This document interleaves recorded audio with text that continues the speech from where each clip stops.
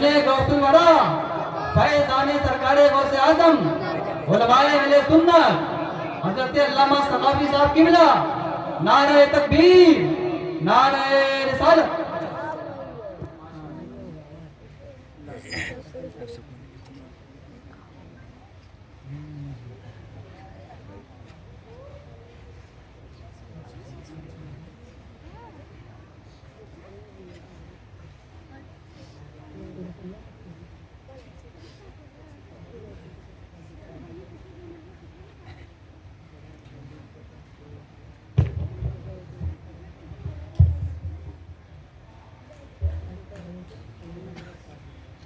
Stage پر تشریف فرما علماء اہل سنت،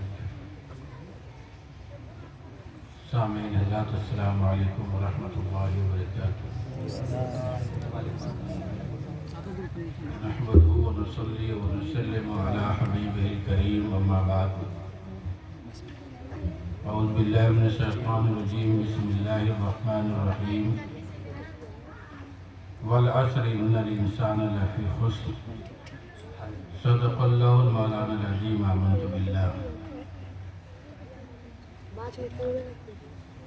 محترم حضرات،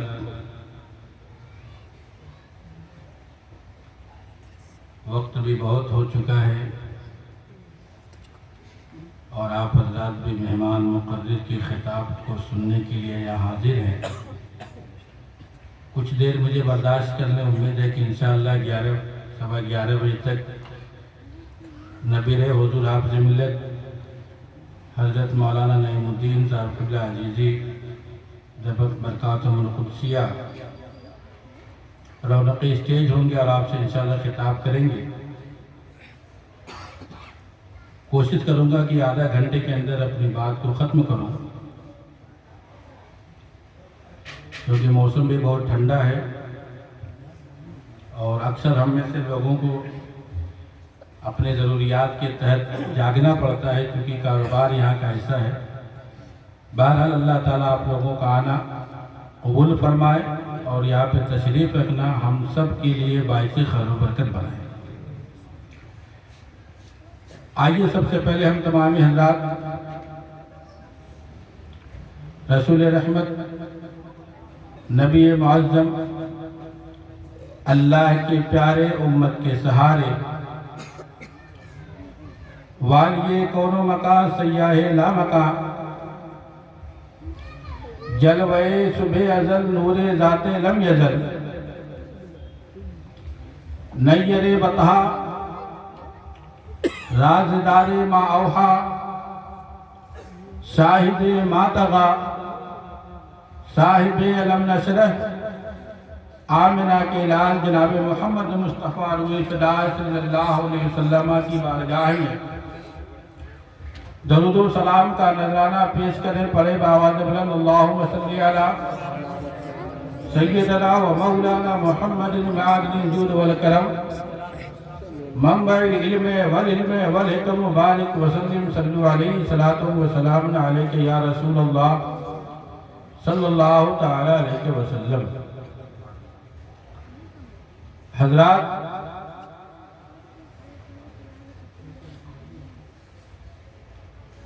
میں اپنی پردہ نشین خواتین سے گزارش کروں گا کہ وہ کچھ دیر اپنی زبان پہ تالا لگا کر کے اللہ اور اس کے رسول اور غوث اعظم کا تذکرہ سماعت کریں. انشاءاللہ آپ کا یہاں آنا، یہاں بیٹھنا اور سننا سب اللہ کی بارگاہ میں قبول ہوگا اور دنیا و آخرت میں انشاءاللہ کامیابی کا ضامن بھی ہوگا. خطبہ مسنونہ میں نے جس آیت کریمہ کو اپنا سرنامہ بیان قرار دیا ہے، قرآن مقدس ارشاد فرماتا ہے وَالْعَصْرِ إِنَّ الْإِنسَانَ لَفِي خُسْرٍ. قسم ہے زمانے کی،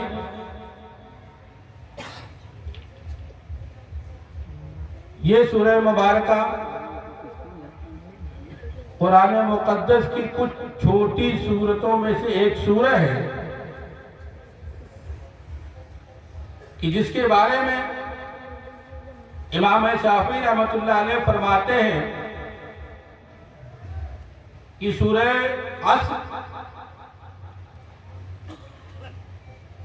یہ دیکھنے میں بہت چھوٹی سورہ ہے، لیکن یہ اپنے اندر بہت کمالات اور وہ پیغام اپنے اندر پنہاں کیے ہوئے ہے کہ اگر انسان اسی آیت کریمہ پہ غور و تدبر کرے تو انشاءاللہ وہ دنیا میں بھی کامیاب ہے، آخرت میں بھی کامیاب ہے۔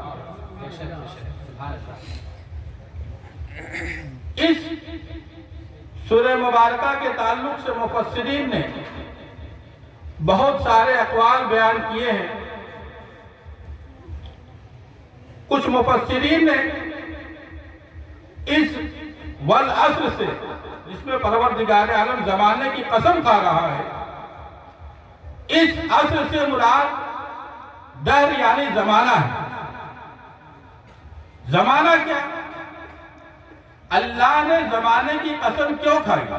اگر عام زمانہ مراد لے لیا جائے تو یہ بھی لوگوں کو بتانا یہ مقصد ہے کہ جس زمانے میں ہم ابھی موجود ہیں وہ زمانہ ہمارے لیے درس عبرت ہے، کیونکہ دنیا میں بہت سارے لوگ آئے، سلاطین آئے، بادشاہ آئے، حکمراں آئے، یہاں تک کہ ایران میں وہ ایک خاندان بھی تھا کہ تقریباً 150 نسلیں 3000 سے زیادہ ایران کے تخت حکومت پہ قابل رہی، لیکن زمانے نے اسے بھلا دیا، زمانے نے یاد نہیں کیا۔ اور ایک قول یہ بھی حضرت امام راضی فرماتے ہیں اس زمانے سے زمانے رسالت مراد ہے، کیونکہ وہ زمانہ اللہ کو اتنا زیادہ پسند تھا کہ خود اللہ کے رسول صلی اللہ علیہ وسلم ارشاد فرماتے ہیں کہ زمانوں میں سب سے بہتر زمانہ وہ میرا زمانہ ہے۔ اور کیوں نہ ہوتا وہ زمانہ؟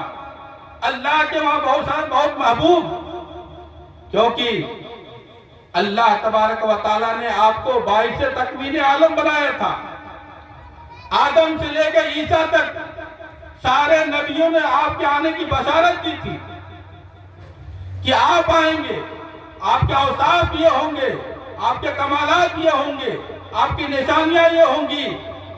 تو امام راضی فرماتے ہیں کہ اس زمانے سے زمانہ رسالت مراد ہے، اور وہ زمانہ سارے زمانوں میں سب سے افضل و اعلیٰ ہے۔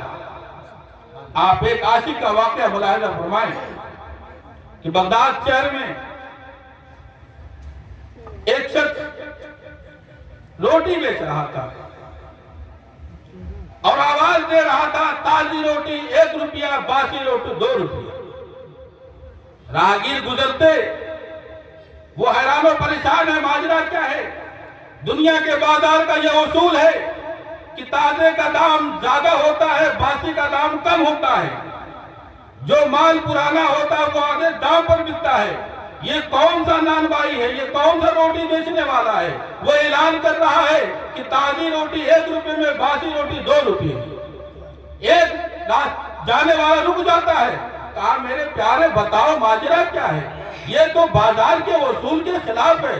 دنیا کے بازاروں کا نظام یہ ہے کہ جو فریش چیز ہوتی ہے وہ زیادہ دام پہ بکتی ہے، جو پرانی چیز ہوتی ہے وہ آدھے دام پہ بکتی ہے۔ مگر یہ تمہارا الگ سا قانون کیسا ہے؟ کہا سنو، زیادہ بات نہ کرو، مباحثہ نہ کرو، اگر تمہیں میری روٹی پسند ہے تو یہ سن لو، میرا ریٹ یہی ہے، میرا دام یہی ہے، میری دکان کا اصول یہی ہے کہ تازی روٹی 1 روپے میں، باسی روٹی 2 روپے میں۔ لیکن یہ شخص بھی بزد ہو گیا، کہا میرے پیارے روٹی دوں یا نہ لوں، لیکن تمہاری وجہ کو جان کر کے میں تمہاری دکان سے جاؤں گا۔ وجہ کیا تم یہ بتاتے چلو، آخر تم تازی روٹی 1 روپے میں، باسی روٹی 2 روپے میں کیوں بیچ رہے ہو؟ قربان جاؤ، وہ روٹی بیچنے والا کتنا پیارا ہی جواب دیتا ہے، کہتا ہے میرے پیارے تم نہیں جانتے ہو، یہ باسی روٹی زمانہ رسالت سے تازی روٹی کے مقابلے میں 1 دن قریب ہے، اور یہ زمانہ رسالت سے قربت کی نسبت کی وجہ سے میں اسے 2 روپے میں بیچتا ہوں۔ اگر تمہیں لینا ہو تو لے لو، ورنہ میری دکان سے جا سکتے ہو۔ نعرہ تکبیر،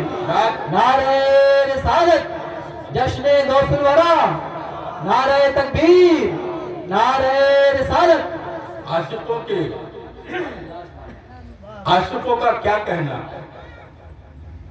درس گاہ عشق کا انداز نرالا دیکھا، درس گاہ عشق کا انداز نرالا دیکھا، اس کو چھٹی ہی نہ ملی جس نے سبق یاد کیا۔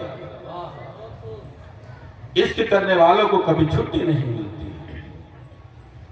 بہرحال اللہ قرآن میں فرماتا والعصر، قسم ہے زمانے کی، زمانے رسالت، اس کے بعد قرآن ڈرا رہا ہے والعصر ان الانسان لفی خسر، بے شک انسان گھاٹے میں ہے۔ اب ذہن اس بات کی طرف جا رہا ہے کہ پروردگار اپنے بندوں سے کتنا محبت کرتا ہے، اس کے دریائے محبت کے ایک قطرے سے ماں وجود میں آئی، اور ماں اپنے بیٹے سے کتنا زیادہ محبت کرتی ہے ہم سب کو اس بات کا اندازہ اور تجربہ ہے۔ تو پروردگار عالم اس دریائے محبت کا خالق ہے، وہ کیوں اپنے بندوں کو ڈرا رہا ہے، کہہ رہا ہے بے شک انسان گھاٹے میں ہے۔ اور بات اس میں سمجھ میں نہیں آتی ہے ماجرا کیا ہے۔ میرے مسلمانوں ایک مثال سے میں آپ کو بات سمجھانے کی کوشش کرتا ہوں۔ دیکھیے، جب انسان مریض ہوتا ہے، ڈاکٹر کے پاس جاتا ہے، اور وہ اللہ نہ کرے ہم میں سے کوئی اس مرض میں مبتلا ہو، پروردگار عالم ہم کو تمام امراض سے ہمیں محفوظ و معمون رکھے۔ اگر ایک مریض ڈاکٹر کے پاس جاتا ہے اور اس کو کینسر ہو جاتا ہے تو ڈاکٹر اپنی زبان بند نہیں کرتا ہے، بلکہ یہ ضرور کہتا ہے اے میرے پاس آنے والے مریض تم کو کینسر ہو گیا ہے۔ اس ڈاکٹر کو بتانے کا مطلب یہ نہیں ہوتا ہے کہ مریض کو ڈرانا مقصد ہے، مریض کے دل میں خوف و دہشت پیدا کرنا اس کا مقصد نہیں ہوتا ہے، کیونکہ اگر ڈاکٹر اس نیت سے کہے کہ میں ڈرانا چاہتا ہوں اپنے مریض کو، تو جو بھی اس کے اندر سانس بچی ہے وہ بھی ختم، وہ بیچارہ اسی بستر پہ، جس بستر پہ ڈاکٹر چیک کر رہا ہے، وہ شاید اٹھ نہ پائے۔ لیکن نہیں، ڈاکٹر کیوں کہتا ہے کہ تم کو کینسر ہو گیا ہے؟ وہ متنبہ کرتا اپنے مریض کو کہ سنو تم اس مرض میں مبتلا ہو گئے ہو۔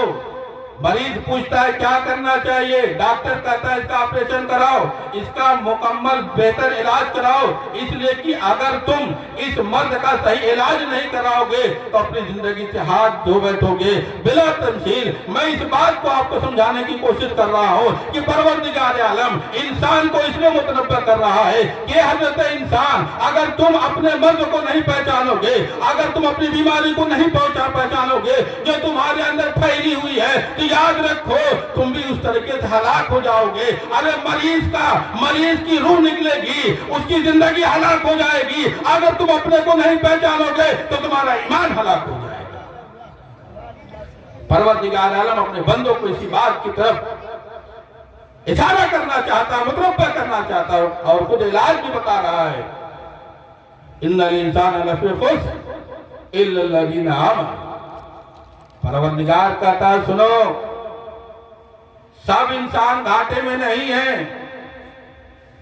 وہ جو دامن مصطفیٰ سے جڑ گیا، جس کی وابستگی دامن مصطفیٰ سے ہو گئی وہ کامیاب ہو گیا، اور جو دامن مصطفیٰ سے ہٹ گیا اس کا نتیجہ آپ کے سامنے میں بہت زیادہ نہیں بول رہے، اشاروں میں بات سمجھیے۔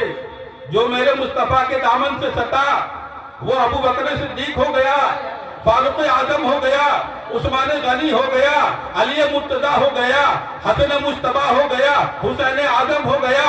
اور یہ اسی دامن مصطفیٰ کی برکت تھی کہ پروردگار عالم نے اپنے نبی کے صدقہ طفیل میں غوث اعظم عبد القادر جیلانی کو ولیوں کا سردار بنا دیا، جس کی نسبت سے آج ہم محفل سجا رہے ہیں۔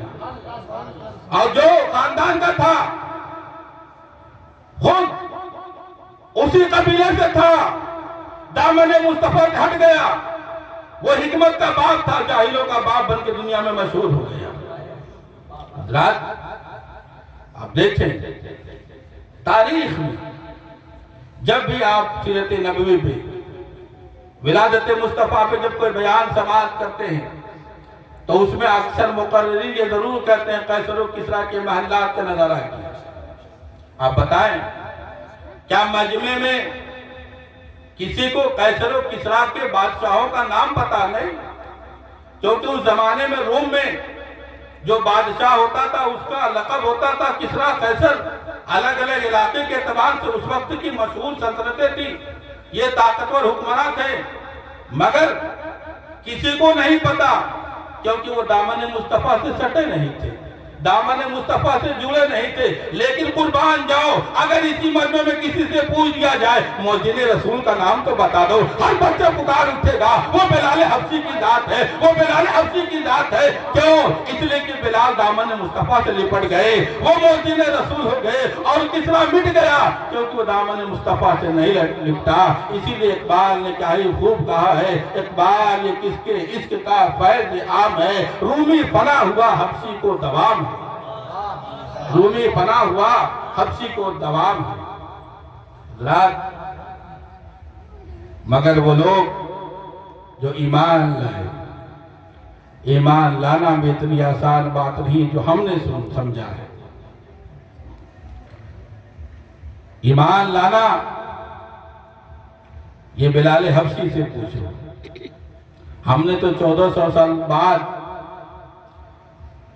अच्छे घराने में, मुसलमान घराने में, और अल्हम्दुलिल्लाह सुम्मा अल्हम्दुलिल्लाह अहले सुन्नत वल जमात सुन्नी सहीहुल अकीदा घर में पैदा हुए। मुअज्जिन ने अज़ान दी कान में, अल्लाहु अकबर अशहदु अल्ला इलाहा इल्लल्लाह अशहदु अन्ना मुहम्मदन रसूलुल्लाह। हमने आंखें खोली तो अल्लाह और उसके रसूल का नाम सुना। मगर 1400 साल पहले जब हजरत बिलाल हबश में पैदा हुए तो उस वक्त अज़ान नहीं हो रही थी। उस वक्त तो अज़ान पे पाबंदी थी, नमाज पे पाबंदी थी, मगर सहाबा तड़प जाते नमाज अदा करने के लिए।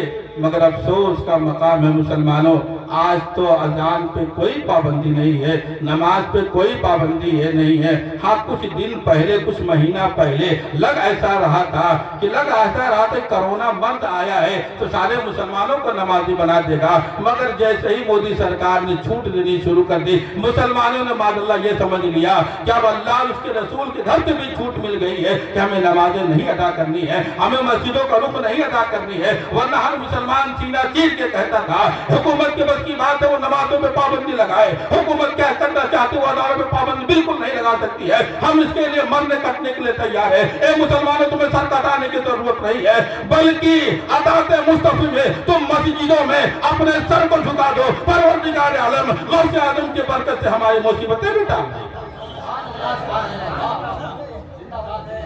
जैसे ही मोदी सरकार ने कहा छूट, मुसलमानों ने कहा पूरी छूट। ये हुकूमत की छूट कुछ भी हो, ये हिंदुस्तान के सरकार की छूट है, मगर मदीने वाले सरकार की छूट नहीं है। हमें हर हाल में नमाज पढ़नी है। और याद रखना, ये प्रोग्राम चाहे 12 बजे तक चले, 1 बजे तक चले, लेकिन इस बात के लिए आज में मुसम्मम करके उठना और कम से कम इतनी नीयत जरूर कर लेना कि इंशाअल्लाह हम फजर की नमाज पहले पढ़े न पढ़े, लेकिन आज की जरूर पढ़े। अगर आज की नमाज छूट गई तो ये जान लो कि आज के महफिल की बरकत भी हमें हासिल होने वाली थी। और यही पैगाम गौसे आजम का है। क्या गौसे आजम ने अपनी सारी जिंदगी ऐशो आराम में गुजार दिया, अच्छे महल में रहे। मैं आगे बयान करूंगा आपकी जिंदगी कितनी कठिन थी। मैं बताना ये चाहता हूं, हमें इस्लाम बहुत आसानी से मिला है। हजरत बिलाल हबशी का वाकया मुलाजा करें कि एक मरतबा हजरत बिलाल हबशी रज़ी अल्लाह ताला अन्हु वो आटा पीस रहे थे, चक्की चला रहे हैं। एक जाने वाला देखता है और खड़ा हो जाता है। कहा बिलाल, बिलाल आटा पीछे चक्की चलाए जा रहा है, आका है कि कोड़े लगाए जा रहा है। बिलाल मुस्कुरा रहे हैं, आटा कोड़े लगा रहा है। बिलाल अपने हाथ को हिला रहे हैं, आटा पीछे चले जा रहे हैं। आका है कि कोड़े लगाए जा रहा है। जब कुछ देर के लिए आका बिलाल हबशी के पास से दूर होता है, एक शख्स खड़ा हो जाता है और ये कहता है, ए बिलाल, तुम मुझे ये तो बताओ, आखिर तुम मुस्कुरा क्यों रहे हो? तुम्हारा आका तुम्हारे ऊपर कोड़े बरसाए जा रहा है, तुम बजाय रोने को तुम हंसते चले जा रहे हो। तुम्हारे चेहरे पे मुस्कुराहट है, तुम्हारे लबों पे तबस्सुम है, तुम रो नहीं रहे हो, गिरियाजारी नहीं कर रहे हो। मुसलमानों सुनो, बिलाल ने क्या ही प्यारा जवाब दिया था।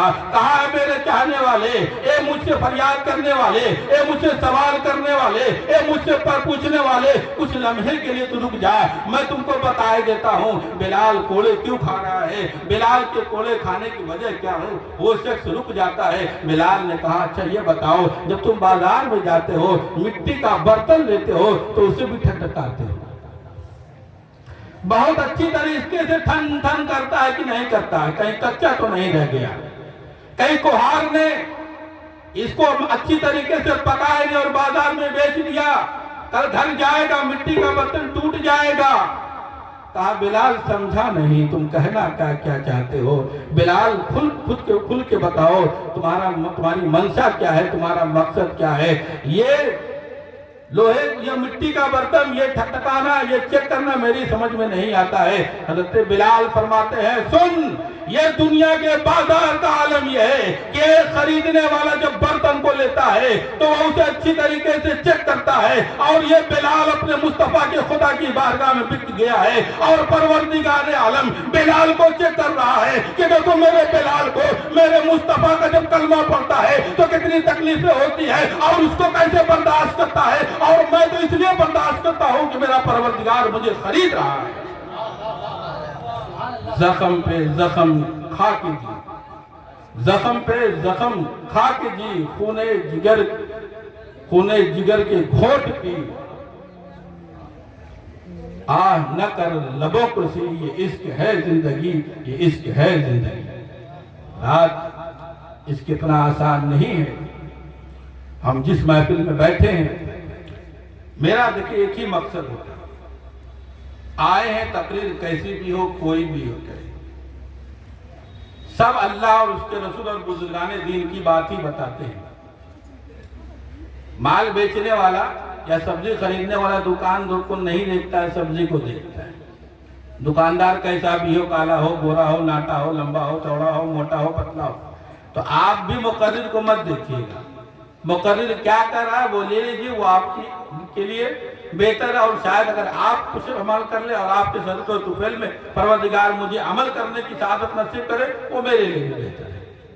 इसलिए मुकर्रिर को मत देखिएगा। और एक नुक्ता बयान की देता हूं। एक साहब कहीं प्रोग्राम हो रहा था जिसमें गौसुल भरा, वो बेचारा जल्दी दौड़ता, कल तक तवज्जो दीजिएगा, वो जल्दी बेचारा गया बुखारी शरीफ उठा लाया। कहा मौलवी साहब ये 11वीं क्या है, ये देखो कुरान में हमने 11वीं सुना नहीं, तो कम से कम बुखारी में दिखा दो कि बुखारी शरीफ में कहीं 11वीं का जिक्र है। मौलवी साहब ने कहा अच्छा ठीक है बैठ जाओ, आराम से बैठे, बताता हूं तुम्हें 11वीं है क्या। कहा ये बताओ किताब किसकी है। कहा इमाम बुखारी की।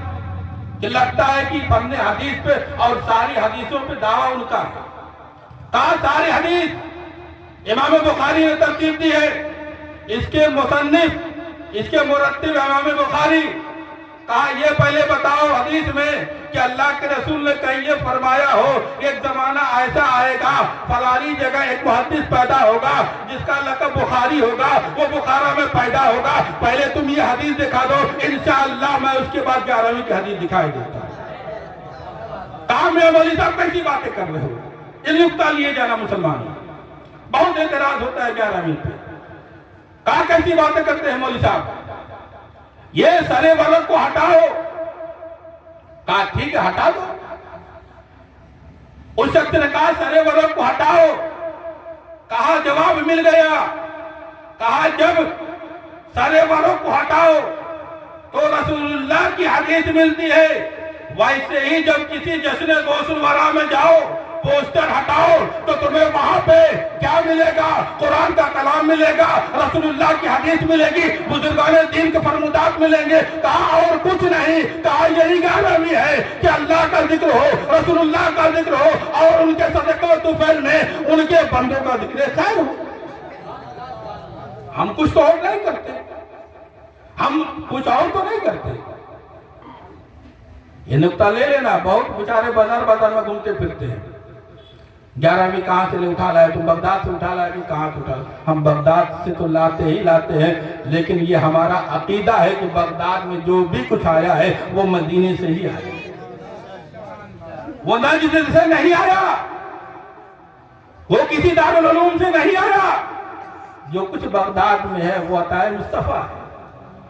مصطفیٰ نے عطا کیا، بغداد میں آ پائے، بغداد سے یہ پیغام چلا ہندوستان کی سرزمین تک پہنچا۔ حضرات قرآن ارشاد فرماتا ہے وَلَكُنَّ الْإِنسَانَ لَفِي خُسْرٍ إِلَّا الَّذِينَ آمَنُوا، کامیاب ہیں وہ لوگ جو ایمان لے آئے۔ ایمان لانا یہ ہے کیا؟ یہ مومن ہونا کتنا کٹھن مرحلہ ہے، کتنا کٹھن مرحلہ ہے۔ ہم نے تاریخ کے حوالے سے اس بات کو سمجھا نہیں، اور کوشش کم سے کم ہم یہ کریں اس بات کو سمجھیں کہ آج ہم جس سید الاولیاء پیران پیر غوث اعظم رضی اللہ تعالی عنہ کی نسبت سے یہ محفل منعقد ہے، آپ دیکھیں یہ کیسے مومن تھے۔ ایک نوجوان لہیم شہیم 21-22 سال کی عمر دریا کے کنارے جا رہا ہے، بھوک لگ رہی ہے، کچھ چیز دیکھا سوچا کھا لوں، مگر تقوی نے کہا نہیں، آگے بڑھو۔ ایک وقت ایسا آیا کہ لگتا تھا کہ وہ زمین پر گر جائیں گے، شریعت اسلامیہ نے کہا کچھ کھا لو، کیونکہ جب جان جانے کا خطرہ ہو، علماء کرام موجود ہے، ایسی صورت میں بقدر ضرورت جینے کی جتنے قطروں سے جتنے گھونٹ سے ہم جی سکتے ہیں، شراب بھی پینے کی اجازت ہے، مگر یہ نوجوان چلا جا رہا ہے دریا کے کنارے، پیاس کی شدت ہے، بھوک تڑپا رہی ہے، مگر کچھ کھانے کو مل رہا ہے تو سوچ رہی ہے مال میرا نہیں ہے۔ ایک وقت ایسا بھی آتا ہے کہ آپ زمین کے اوپر گر جاتے ہیں، کچھ دیر کے بعد ہوش آتا ہے، آپ جب ہوش میں آتے ہیں تو کیا ہی دیکھا کہ دریا میں ایک سیب بہتا ہوا نظر آ رہا ہے۔ یہ واقعہ بہت مشہور ہے مگر انداز جدا ہے۔ ایک سیب دریا میں دیکھا، بھوک بہت دیر لگی تھی، اٹھا کر کے کھا لیا۔ جیسے ہی کھانا تھا ماتا ٹھنکا، ماتے نے کہا ارے مال تمہارا نہیں، اور جو مال تمہارا نہیں تو کھایا کیسے؟ یہ حق تم کو کس نے دیا؟ جب تقوی نے جھجوڑا، فتوی نے کہا چلے گا، تقوی نے کہا نہیں چلے گا، اب کیا ہوگا؟ کھا تو لیا ہے، یہ پیٹ میں چلا گیا ہے، یہ معدے میں چلا گیا ہے، اب کیا کیا جائے؟ کہا جا رہا تھا جانب شرق، اب مغرب کی طرف جا رہا ہوں، کیونکہ یہ اسی کی طرف جس طرف سے دریا کا پانی بہہ رہا تھا آپ اسی طرف ہو لیتے ہیں۔ آتے آتے ایک جگہ دیکھا کہ کچھ سیب کے درختوں کی شاخیں دریا کے پانی سے دستی ہوئی تھی، اسے مل رہی تھی۔ بعد میں جاتے ہیں، کہاں کوئی ہے؟ آواز دے رہے ہیں کوئی ہے؟ اتنے میں ایک ضعیف العمر معمر شخص نکلتے ہیں۔ کہا بیٹا کیا بات ہے؟ آخر تم کیوں آوازیں دے رہے ہو؟ کوئی ماجرا ہے؟ کوئی وجہ ہے؟ کہا ہاں بابا، بات یہ ہے کہ میں نے آپ کا ایک سیب شاید آپ ہی کرا ہوگا، مجھے بھوک کی پیاس تھی، میں بہت زیادہ بھوکا تھا، پیاس شدت کی تھی، میں نے وہ سیب کھا لیا ہے، اب گناہوں کی تلافی کرنے کے لیے آ گیا ہوں، اگر آپ مجھے معاف کر دے تو میں کل اللہ کی بارگاہ میں گرفت سے بچ جاؤں گا۔ وہ بھی شخص اللہ کے بزرگ بندے تھے، آپ پہچان لیا، کہا سنو ایسے معاف نہیں ہوگا۔ آپ فرماتے ہیں کیا کرنا پڑے گا؟ کہا تمہیں میرے باغ کی رکھوالی کرنی ہے، باغ کی رکھوالی۔ کہا حضرت ہر سزا مجھے منظور ہے، بس آپ مجھے معاف کر دیں۔ کہا ٹھیک ہے، 12 سال تک آپ نے سیب کے باغات کی رکھوالی کی۔ 12 سال جب ہو گیا، ایک دن وہ شیخ پوچھتے ہیں جو باغ کے مالک ہیں، کہا تم نے دیکھا نہیں باغ میں کتنے سیب سڑ گئے، تم کرتے کیا ہو؟ اس نوجوان نے کہا بابا ایک سیب کھایا تھا تو 12 سال تک مجھے اس کی سزا بھگتنی پڑی، اگر میں دوبارہ سیب کو دیکھتا تو شاید پوری زندگی کٹ جاتی، اور میں اتنی سزا کیسے کاٹتا؟ قسم پروردگار عالم کی، میں نے پوری 12 سال کی مدت میں نگاہ نہیں اٹھائی کہ کہیں اگر میری نگاہ اٹھے سیب دیکھ لے اور میں دوبارہ سیب کھا لوں تو میری پوری زندگی اسی باغ میں ہی کٹ جائے۔ نگاہ کا عالم یہ ہے۔ 12 سال تک सेब को देखा नहीं, वो शख्स भी पहचान गया, जिसे मुझे मेरी तलाश थी वो भी मिल गया। 12 साल के बाद नौजवान ने कहा, हुजूर 12 साल तो हो गए, अब तो मुझे माफ कर दे, एक सेब खाया था, 12 साल तक जिलता रहा, 12 साल मुझे कुर्बानी देनी पड़ी। कहा एक आखिरी शर्त है। कहा क्या? कहा एक शर्त है। कहा हजरत वो भी बता दे, मैं उसके भी करने के लिए तैयार हूं, मगर ये कि मेरे गुनाह माफ कर दे, मुझे माफ कर दे। सेब आपका था, मैंने लिया, मेरा कोई हक नहीं था। कहा एक शर्त है। कहा क्या शर्त है? कहा तुम्हें मेरी एक साहबजादी है, उसे निकाह करना पड़ेगा। नौजवान ने कहा, हुजूर मैं तैयार हूं। व्हाट्सएप का जमाना नहीं था कि आंखें देखी जाती, उसके पैर देखे जाते, उसकी और खूबसूरती उसके बाल देखे जाते। अब चूंकि एक वली से बात कर रहा है, आप फरमाते हुजूर ये शर्त मुझे मंजूर, मैं शादी करने के लिए तैयार। कहा नौजवान रुक, अभी यहीं तक मामला खत्म नहीं हुआ। जिस लड़के से तुम शादी करना चाहते हो वो लड़की बहरी भी है, गूंगी भी है, लंगड़ी भी है, लूली भी है, वो चल नहीं सकती, वो बोल नहीं सकती, वो कुछ छू नहीं सकती, वो कुछ उठा नहीं सकती, मगर आप क्या फरमाते हैं? नौजवान ने कहा हजरत हुजूर मुझे सारी शर्तें मंजूर है, मैं निकाह के लिए तैयार हूं, शर्त यह है कि आप मुझे माफ करें।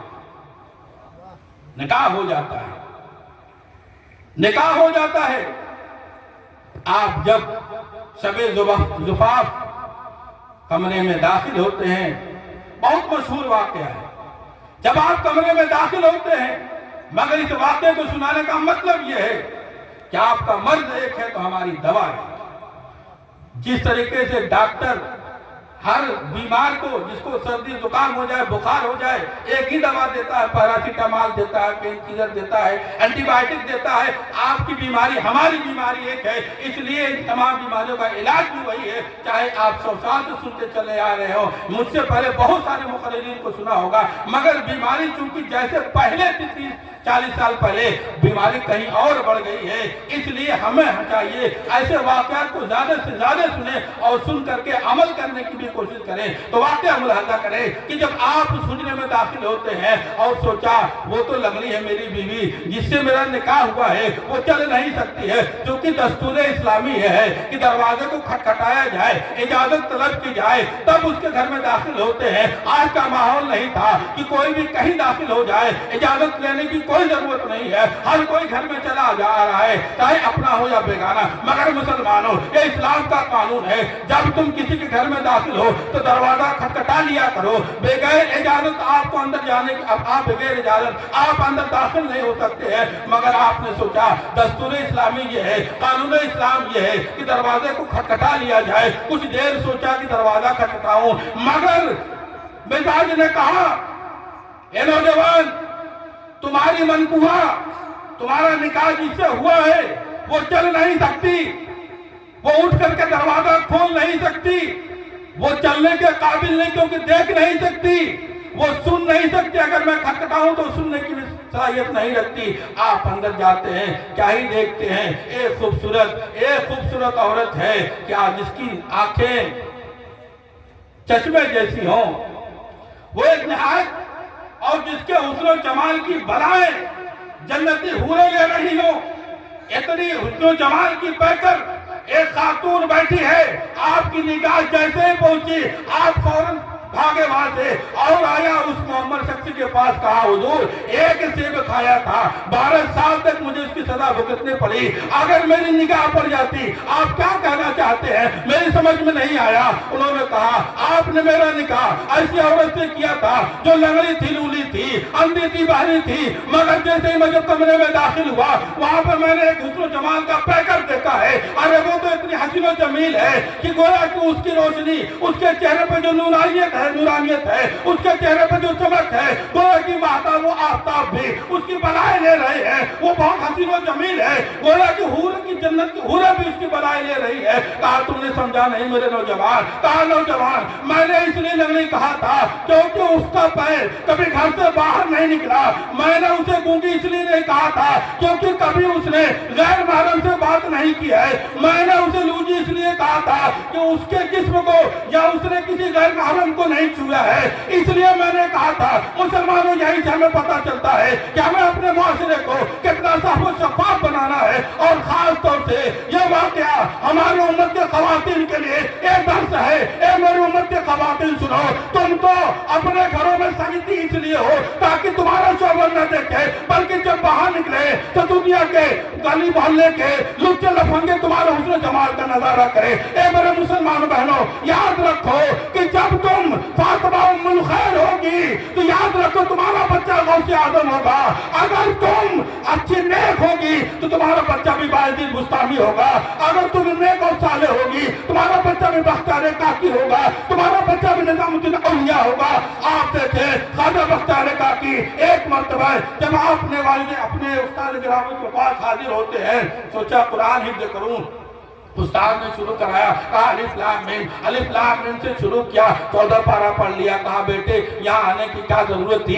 ارے جس سے تم نے 14 پارہ سیکھا ہے, جس کے ذریعہ تم نے 14 پارہ یاد کیا ہے, اسی سے 30 پارہ مکمل کر لیتے. خواجہ بختیار کاکی فرماتے حضور استاد محترم مگر میں کیا بتاؤں, میری ماں کو 14 ہی پارے یاد تھے. اور جب میں سکم معدن میں تھا اس کے بعد جب میں دنیا میں آیا اپنی ماں کے زبان سے یہ 14 پارے میں تلاوت کرتے ہوئے سنا کرتا تھا کہ ان کا قوت حافظہ بھی بہت مضبوط تھا, اس لیے یہ 14 پارے مجھے یاد ہوئے. اب باقی آپ یاد کرا دیں. تو مسلمانوں کہنے کا مطلب یہ ہے یہ ساری ذمہ داری صرف ہم عورتوں پہ نہیں چھوڑ سکتے, ہم نوجوانوں پہ, ہمارے گھر کے ذمہ داروں پہ, جو ہمارے گارجین ہیں, ہمارے مرد حضرات ہیں, جتنی گناہ میں وہ شریک ہے اس سے زیادہ کہیں ہم شریک ہیں. اس لیے کہ اگر ہم نے انہیں رزق حلال کھانا کھلایا ہوتا, اگر ہم نے ان کو اچھی کمائی کھلائی ہوتی تو شاید نوبت یہ نہ آتی, ہماری اولاد میں نیک اور صالح ہوتی, ہمارے اندر بھی ہمارے معاشرے میں بھی کوئی غوث اعظم پیدا ہوتا, کوئی خواجہ معین الدین چشتی پیدا ہوتا, صابر پاک پیدا ہوتا. مگر ان اولیاء کرام کے جانے کے بعد آج ہمارے معاشرے میں ہمارا معاشرہ اتنا بدکار کیوں ہو گیا ہے؟ کیونکہ ماں جو سب سے پہلے گود ہوا کرتی ہے, جو جہاں سے بچہ سیکھتا ہے, ماں ہی جب صبح اٹھتی ہے تو وہ بجائے فجر کی نماز پڑھنے کے وہ سب سے پہلے موبائل اٹھاتی ہے. میں پوچھنا چاہتا ہوں ماں, ایک میرے مسلمان گھروں کی عورتیں تمہیں موبائل سے کیا لینا دینا ہے؟ تم صبح اٹھو, میں ایک پیغام دیے جاتا ہوں, اس کے بعد انشاءاللہ اپنی بات ختم کروں گا کہ اگر ہمارے گھر کی خواتین یہ مزاج بنا لے کہ انشاءاللہ آج سے آئندہ آنے والے دن میں گوشت آئے یا نہ آئے, ہمارے گھر کا مالک گوشت لائے یا نہ لائے, ہم اس شرط پہ کھانا بنائیں گے کہ اگر ہمارے گھر کا ذمہ دار, اگر ہمارے گھر کا مالک, ہمارے گھر میں جتنے ہمارے گھر میں جتنے رہنے والے نوجوان ہیں, ہمارے گھر میں جتنے بچے اور بچیاں ہیں, اگر سب لوگ نماز فجر ادا کریں گے تو اس کے بعد ہی میں گوشت بناؤں گی. یاد رکھو وہ انقلاب پیدا ہوگا جس کو زمانے نے سوچا نہیں تھا, لیکن یہ انقلاب کہاں سے آئے گا؟ ہم سے زیادہ ہماری گھر کی خواتین, ہماری مائیں اور بہنیں اس انقلاب کو لا سکتی ہیں. دعا ہے پروردگار عالم اپنے نبی پاک صلی اللہ علیہ وسلم کے صدقہ و طفل میں مجھ سے بیان کرنے میں جو بھی آمدن و سہون غلطیاں ہو گئی ہو اسے اپنے حبیب کے صدقہ و طفل میں معاف فرمائے, اور ہم تمام سامعین کو, سامعات کو غوث اعظم کے نقش قدم پر چلتے ہوئے ہمیں صراط المستقیم پر چلنے کی توفیق عطا فرمائے, اور تمام سامعین کو فیض غوث اعظم سے مالا مال فرمائے. وآخر دعوانا الحمدللہ رب العالمین. السلام علیکم ورحمۃ اللہ.